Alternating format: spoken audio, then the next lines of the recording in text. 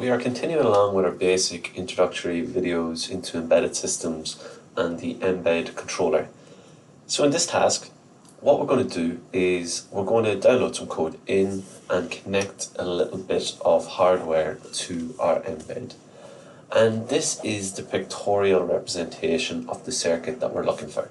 Okay, and we've got an electrical schematic as well, which we're going to spend a little bit of time on.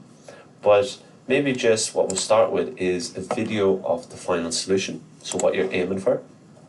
What you will see here is, sorry, I'll just put this on mute. What you'll see here is the MBED connected up. So there's our MBED controller, USB powered on. We've got a power or ground rail and a power rail, and we have an LED connected. So not a lot of hardware connected. We can see the LED is flashing, and what it'll do is flash on and off indefinitely. I think there's maybe a 2-second pause in between it. So I'm just pointing out here is I'm noting that we have distributed a ground supply out and a power supply out. Now notice we're not actually integrating anything here with the power, but we are utilizing the ground supply over on the left hand side. So that's important because LEDs are polarized, so make sure you connect the LED the right way around. So yeah, we're connecting that output, that LED output, from a particular pin in the MBED controller and into ground. So we're not necessarily using the positive 3.3 volts. We're not using that supply for anything at the moment. It's just like we talked about in previous videos. This is a nice sort of standard setup to always have that you're going to need for more difficult tasks. So that's what the solution looks like. Hopefully fairly straightforward and you get the idea. In a previous video we just looked about turning this LED on, so now we're actually connecting some external hardware into the system. Okay? Now, what you want to get comfortable with the idea is of looking at a schematic. Okay, an electrical drawing that uses standardized symbols. Okay, there's a standardized symbol for an LED. Now you want to get used to this. You'll see we've got the MBED here, the particular type of MBED, and some of the pin numbers, and some of the other configurations of the pins that we can have for this. Now we'll be discussing this in class a lot more, and the different types of pins. So just for the moment, all we're utilizing is pin 14. Okay, so don't worry about that too much. You'll see there's the ground supply connected. It comes round. It's coming into the negative side of the LED. So that's a standard symbol for the LED. That's the negative side, and then the positive side is coming into pin 14. Okay, and we're not connected anything to V out, even though I know we, in the video here, we just have that, but we're not necessarily using it. Okay, but it's just a nice setup to have at the start. So we are going to be showing these schematics as we start off, because you can't ignore this is the standard. This is what you need to get familiar with. But when you're taking an introductory to it and you're starting to learn now, it can be a little bit maybe hard to follow some of these at the start. So a really good piece of software here, Fritzing, allows us, this company here, Fritzing, allows us to develop a pictorial or kind of cartoon representation of the breadboard. And I think this is much clearer for you to look and to assemble it rather than trying to see where everything's wired in on this video, because I know it's nice and clear there at the moment, but as more complicated circuits come along, I think the pictorial thing is going to be really useful. So you'll see the way we set it up. Can be hard on this image just to note the difference between the long and the short leg. Look, there's the longer leg, it's got a little bit more length in it. There's the shorter leg going along into the ground supply. So the MBED is giving out power at pin 14 at the correct time, and then it's getting its ground supply. So that's your loop coming in, your closed loop for your electronics. Okay, so then just looking at the code, hopefully a very basic wiring setup. Make sure you're familiar with the breadboard in those previous videos, and make sure you've MBED nice and set up. So we go into the code. There's not too much in the code, so you'll go into your MBED compiler and type out this code.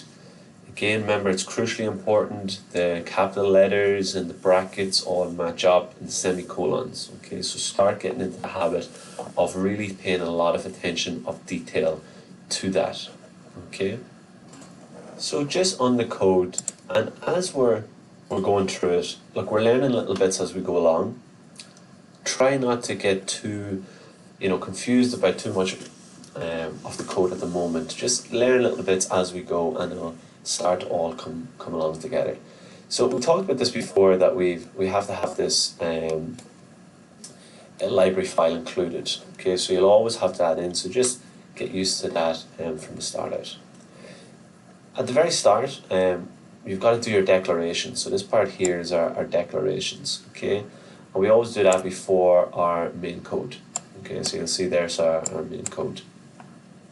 So you'll have your declarations, and this is all your hardware that you've added into the electrical diagram. So you've got to tell it what you're adding in, because it doesn't know what it's adding in, whether you're adding in inputs or outputs or analog inputs or whatever it is.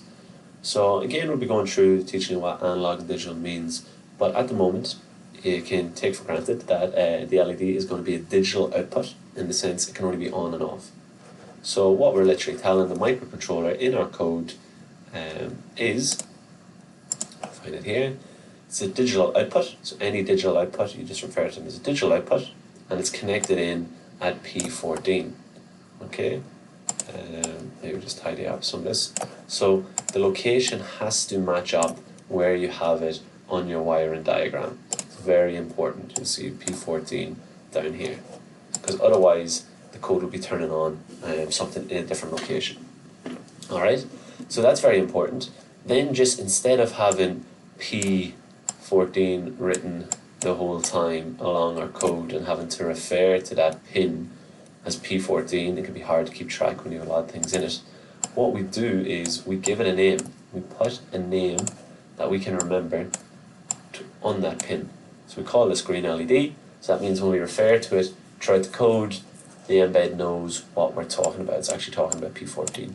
Okay, so we just give it a nice name that we know what it's talking about. So green LED makes sense. So here we're just turning the green LED on.